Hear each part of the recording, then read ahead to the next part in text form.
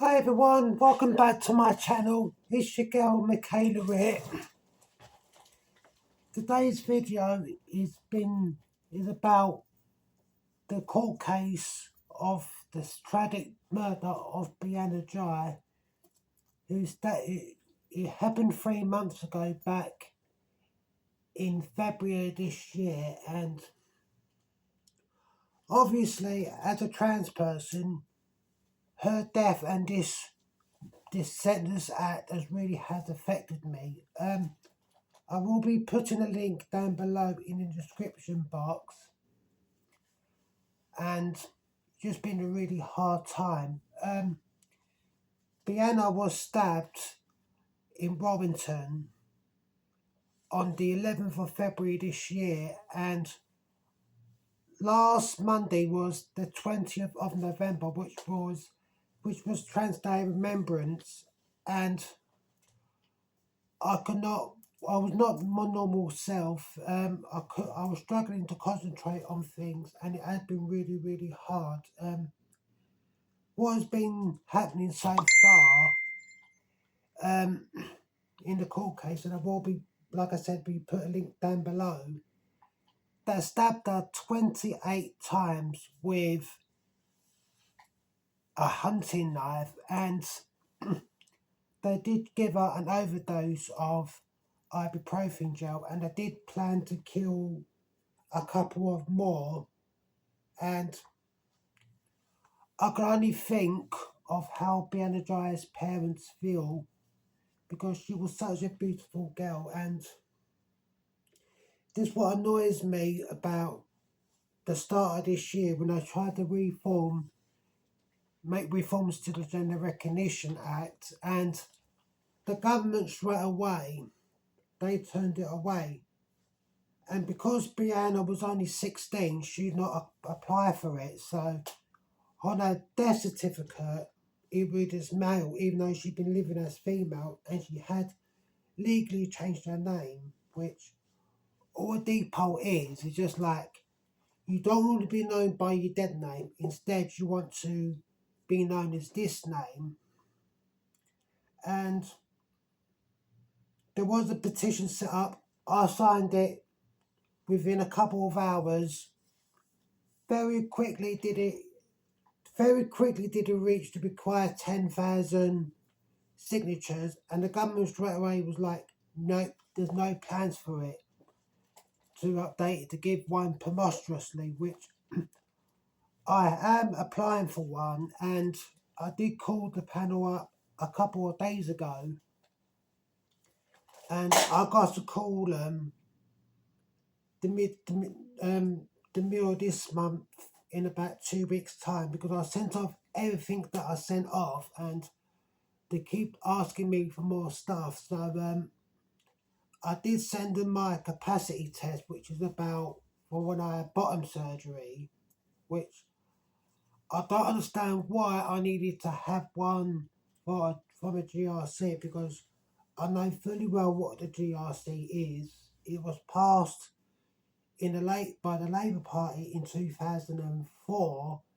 and the dying days of the last Labour Party in 2010, they passed the Equality Act, and it you are free from discrimination for gender reassignment, sexuality, religion, age discrimination. Unfortunately, I have been violated under that act, which, when I left Vodafone just over 3.5 years ago, I left so because I've had my name legally changed. I came in presented as female, and I'm always called sir or gentleman, and I've had it with the DWP, which I'm not very happy when, yeah, I had the moment in 2018 on September the 25th, I did, after I signed my depot, I did go to the DWP office and hand it in, and they did write me a few letters for my benefits saying Mr. Michaela Morgan, because this was before I changed my surname, and I kicked off about it, I did say that as the Department of Work and Pension is a government body, they should remember the Equality Act, and it does say on the back of every letter that you get from them that they do not discriminate if you're trans. And I did have it over at college during the first COVID lockdown, where I came in presenting fully as female to collect something for an assignment. I think it might have been for my face painting assignment. And I came in with my college pass, dressed feminine, wearing a full face of makeup, and she called me sir. And I did pull her up about that. I said to her, "Excuse me, I am a student here. I've got my student ID here. It says my full legal name, which for some reason I just put down my two middle names. But I am currently 39 months on hormones.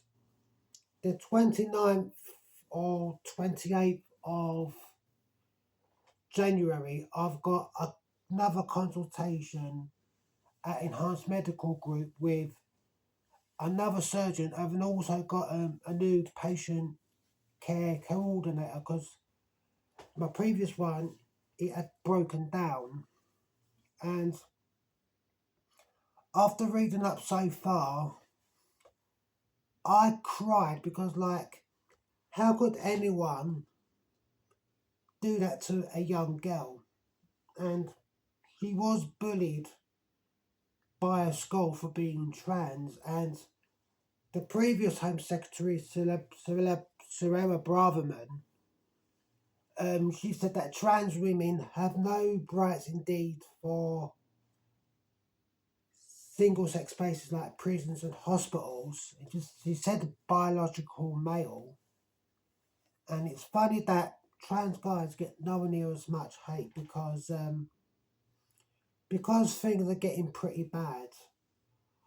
I have been thinking seriously about claiming asylum in Canada because Canada is one of the most friendly trans places in the whole world, and transphobic hate crimes has gone up. In the past 5 years, it's gone up 186%, and this past year, it's gone up 11%, and the police do nothing about it. They just paint it off as our fault just for existing, which I am making a meaningful transition. I am on the waiting list for bottom surgery, and I will be having my bottom surgery in about 18 months' time. I also, as I said, the end of next month in January, I have got a consultation at Enhanced Medical Group at the hospital in Hammersmith. It's literally a stone's throw away from Hammersmith Station with a different surgeon. But it's just incredibly hard. And even when the news broke about Brianna, the Daily Mail and the Telegraph, they dead named her.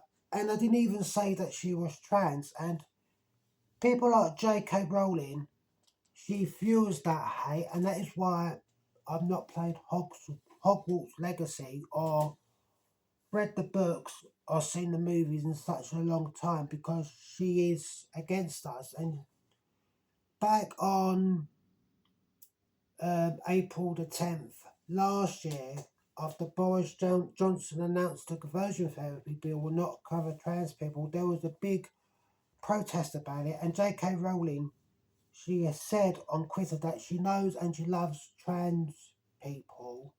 And she said that she will stand with us if we are oppressed in any way. But on the day of that protest, she was hanging out with people like Helen Joyce, Maya Forstater, the trans exclusionary separatists. I refuse to call them TERFs because they are not feminists. Feminists are supposed to stand up for all women's rights, whether they're trans or they're cis. And as she was parting with the trans exclusionary separatists, she's dead set against us. And that is why I refuse to play Hogwarts Legacy, and I cannot watch the Harry Potter movies or read the books because growing up I was a big Harry Potter fans. I went to Harry Potter World, I read all the books, I read all the movies, but after what J.K. Rowling has done, I can't read it. Now, when J.K. Rowling dies, knock yourself out, buy the whole lot of it because you can't personally benefit from the sales because she'd be 6 feet under. But if you had a trust fund for Harry Potter, I would not have to buy it because it goes to her trust fund. And this really is difficult living in this UK. And at times wanted, at times I find it really, really hard to go on Facebook because all the time you see transphobia, whether it's from Piers Morgan, he was an absolute snowflake, GB News, talk radio, and just the articles, all you just see or hear is just hate, hate, hate, hate, hate. And I know that back in the late 80s, during the late 80s, 90s, gay people had it with Section 28, which um, you couldn't talk to a teacher or the school counsellor about these things because basically Section 28 was banning all teachings to kids about LGBT issues. And back when I was a kid, I knew back in 93, when I was 6, that I should have been born a girl, but because it was not spoken about, I did not know what it was. Then, of course, when I started going through puberty, that was absolute hell because I did not know what it was called, what step needed to go to, and I felt like I was the only one. Then, what made me start coming out was you hear about kids today about the age that I was when I knew that I should have been born a girl, and it made me realise that all them years ago I wasn't the only one. And growing up, I used to wear my sister's clothes, I used to paint my nails, wear makeup, which my family took the mick out of. Then when I actually did came out and start living as Michaela, I've had physical violence from my dad, including conversion therapy, and a year later in town, I had it for some Christians who works at a local church, basically saying that I'm wrong for being trans and that I'm undoing God's work. It just really is hard, and that's not to mention the long wait for appointments because trans healthcare in this country is virtually non-existent. I had to wait 2 weeks short of 4 years to start hormones on the NHS. If I was still at Charing Cross, I would have got my first appointment July, August this year, or waiting at least 5 years. And my second appointment is a year after my first, and so I would have waited 6 years before I could start hormones on the NHS. And then you get the bigots, the trolls, and everything saying that what rights don't we have? Basically, what is going on to the trans community is just recycled homophobia. And I have had it from a family that you're not really a girl as you've never been out with a guy before, and about my initial set of blood tests because I have had certain family members say to me that they read it on Google from untrusted American websites that a normal blood test means you're not trans, which the normal part of my blood test is just about my liver or my kidney function, which in 5 days' time, I got my Depakote injection, which is a 3 monthly injection. I am thinking of asking my gender clinic if I could have the 6 monthly one, so I've only got to have it twice a year. The good thing is that once I do have bottom surgery, I will not have to take my injectable blocker anymore because there's no testosterone for me to block. Because what a lot of people don't realise is that for trans women, testosterone is made by your testes, and as I won't have any more when I have my bottom surgery, I will not need to. Because what a lot of people do not understand is that we have both in us. It's just that men typically have more testosterone and women have more estrogen. And of course, there is intersex, which I I am going to be tested for that because I do suspect that I am intersex. And after reading up about it, I suspect that I could have Klinefelter syndrome. Plus, as well, I was pretty late going through puberty. I was coming up to 14 when I started going through male puberty. Um, I've always had like the typical feminine shaped body, like the hourglass shape, and I never ever had much body hair. So, if you do like this video, be sure to smash the like button, press subscribe, and turn that little bell notification on to see more videos in the future. Leave a comment down below. So anyway, this is Miss Michaela Copeland of The Michaela Show. Much love to you, wherever you may be in the world. I'll see you very soon, everyone. Bye.